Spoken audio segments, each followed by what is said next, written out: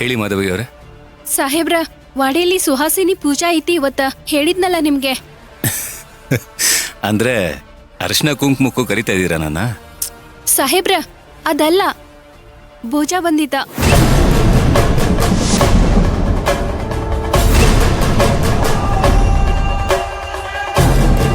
ಅವನ ಜೈಲಿಂದ ಕರ್ಸಿದಾರ.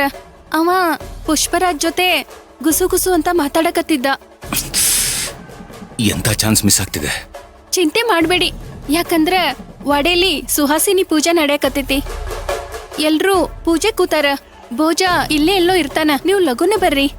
ಅಲ್ಲ ಮಾಧವಿ ಅವರೇ, ನಿಮ್ ವಾಡೆ ಒಳಗೆ ಹೇಗಿದೆ ಅಂತ ಕೂಡ ನಾನು ನೋಡೇ ಇಲ್ಲ. ನಾನು ಅಲ್ಲಿಗೆ ಬರೋದು ತುಂಬಾ ರಿಸ್ಕ್ ಅನ್ನಿಸ್ತಾ ಇದೆ. ಭೋಜ ವಾಡೆ ಒಳಗ್ ಬಂದಿರೋದು ನಮ್ ಮನ್ಯಾಗಿರೋ CCTV ಕ್ಯಾಮೆರಾ ಒಳಗಡೆ ರೆಕಾರ್ಡ್ ಆಗಿರ್ತೈತ್ರಿ. ಭೋಜ ಒಳಗಡೆ ಬಂದಿದ್ದ ಅನ್ನೋದಕ್ಕ ನಿಮ್ಗೆ ಪ್ರೂಫ್ ಸಿಗ್ತೈತ್ರಿ. ಆಮೇಲೆ ನಿಮ್ಗೆ ಸಹಾಯ ಕೂಡ ಆಗ್ತೈತಿ. ಥ್ಯಾಂಕ್ಸ್ ಮಾಧವಿ ಅವರೇ. ಅದೆಲ್ಲ ಆಮೇಲೆ ಇರ್ಲಿ ಸಾಹೇಬ್ರ, ಮೊದ್ಲು ನೀವು ಜಲ್ದಿ ಬರ್ರಿ.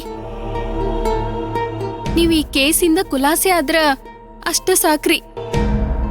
ನಾವೆಲ್ಲ ಪೂಜೆ ಕುಂತಿರ್ತೀವ್ರಿ, ನೀವು ಬಂದು CCTV ಫುಟೇಜ್ ತಗೊಂಡ್ ಹೋಗ್ರಿ.